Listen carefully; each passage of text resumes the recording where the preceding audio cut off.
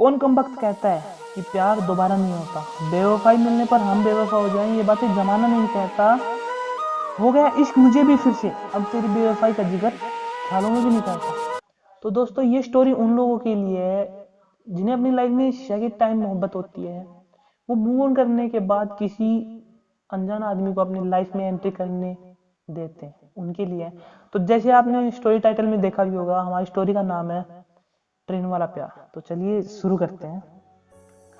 तो जब पहली मोहब्बत बिगड़ी थी ना, तो ये तय किया था कि अब किसी को इतना परेशान नहीं करेंगे कि वो प्यारी सी स्माइल देके चली जाए, ना ही सर्दियों की सुबह उन्हें देखने जाया करेंगे, और ना ही अब घड़ी पहना करेंगे, क्योंकि अब अगर घड़ी के कांटे किसी की यादों में उलझे ना तो शायद सुलझ नहीं पाएंगे।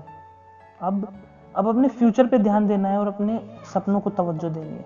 तो पढ़ाई की और एग्जाम देने का फैसला किया। एग्जाम की डेट तय हुई 10 नवंबर, शहर लखनऊ। लखनऊ की ट्रेन पकड़ी और लखनऊ की ओर निकल गया। 2 स्टेशन तक ना ही कोई ट्रेन पे चढ़ा और ना ही कोई उतरा। ऐसा लग रहा था मानो किसी तूफान के आने से पहले की शांति हो।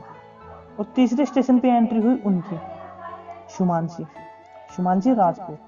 कद लगभग 5.5 फुट, एक ब्लैक कलर का टॉप, व्हाइट जीन्स, कानों में ईयरफोन, आंखों पे रेबन, खुले बाल और हर उस च्युइंगम की बाइट पर बेशुमार कूलनेस। वो ना बिल्कुल चांद के जैसी थी, जिसको केवल मोहब्बत की निशानी कह सकते थे, जिसको देखकर खुश तो हुआ जा सकता हो पर अपना नहीं बनाया जा सकता। मैं काफी बार खुदा से पूछ ही लेता हूँ, ये 2 आंख, 2 कान, 1 नाक और 32 दांत तो सभी के होते हैं, पर क्यों कुछ लोगों की कॉम्बिनेशन इतनी परफेक्ट होती है, बिल्कुल तबाही। उसकी ट्रेन में एंट्री करते लगभग सभी लेडीज ने जलन के मारे लिपस्टिक का टचअप कर लिया हो, और लड़कों ने इंप्रेशन के मारे अपने बाल संवार लिए। पर मैं, भाई तुम्हारा सख्त है, मैं अभी भी अपनी किताबों में उलझा हुआ था कि अचानक वो मेरे पास आई और कहा, एक्सक्यूज मी, क्या मैं आपका लोअर बर्थ ले सकती हूँ? अब देखो, मैं हवाई जहाज में तो हूँ नहीं जो खिड़की के बाहर के बादल इंपॉर्टेंट हो मेरे लिए। तो मैंने कहा ठीक है, हमें कोई एतराज नहीं है, आप ले ले। फिर वो खिड़की के बाहर देखने लग गई। देखते देखते अचानक वो मेरी ओर मुड़ी और कहा कि तुम राइटर हो? मैंने कहा हाँ, पर आपको कैसे पता चला? बस पता है। मैंने पूछा आप क्या करते हैं? उन्होंने कहा बरखुरदास, इंट्रोडक्शन में पहले नाम पूछा जाता है, तो नाम पूछो तुम मेरा। तो नाम क्या हुआ आपका? उन्होंने कहा शुमांशी। और फिर जैसे शुमांशी रुकी नहीं, उन्होंने लगभग मुझे सब कुछ बता दिया, जैसे कि वो अपनी माँ से कितना प्यार करती है, जैसे कि वो क्लास 8 में पहली बार अपनी साइकिल से गिरी थी और अपना घुटना चला लिया था, कि जैसे उन्हें कद्दू बिल्कुल भी पसंद नहीं है और उन्हें कोल्ड कॉफी कितनी पसंद है। और बताते बताते अचानक मुझसे पूछा कि तुम्हें क्या पसंद है? कोल्ड कॉफी तो नहीं है, हाँ, पर चाय के बड़े शौकीन, वो भी एक्स्ट्रा अदरक वाली। शाम को वक्त हुआ तो मैंने चाय खरीदी। जब चाय खत्म हुई तो उन्होंने कहा चाय के पैसे? मैंने कहा कद्दू और कोली के बीच ये पैसे कहाँ से आ गए? हम ये लेजी और लापरवाह लोगों की एक पहचान होती है, जो अक्सर बैग से सामान निकालने के बाद चैन खुला रख देते हैं, चैन को बंद नहीं करते। तो रात को जब वक्त हुआ तो मैंने मिडल बर्थ उठाई, तो बैग से मेरी चीजें फर्श पर गिर गई। मोबाइल फ्लैशलाइट से अपनी चीजें उठाई और अपनी बर्थ पे सोने चला गया। सुबह 6 बजे जब ट्रेन लखनऊ पर लगी तो असंख्य लोगों का झुंड ट्रेन में चढ़ गया। किसी तरह मैंने अपना बैग टांगा और प्लेटफॉर्म पे उतर गया। पर फिर याद आया, शुमांशी को तो अलविदा कहना ही भूल गए। पर यह भी तो तय किया था ना कि अब किसी को छोड़ के आने के बाद पलट कर नहीं देखेंगे। तो मैं अपने सेंटर की ओर निकल गया।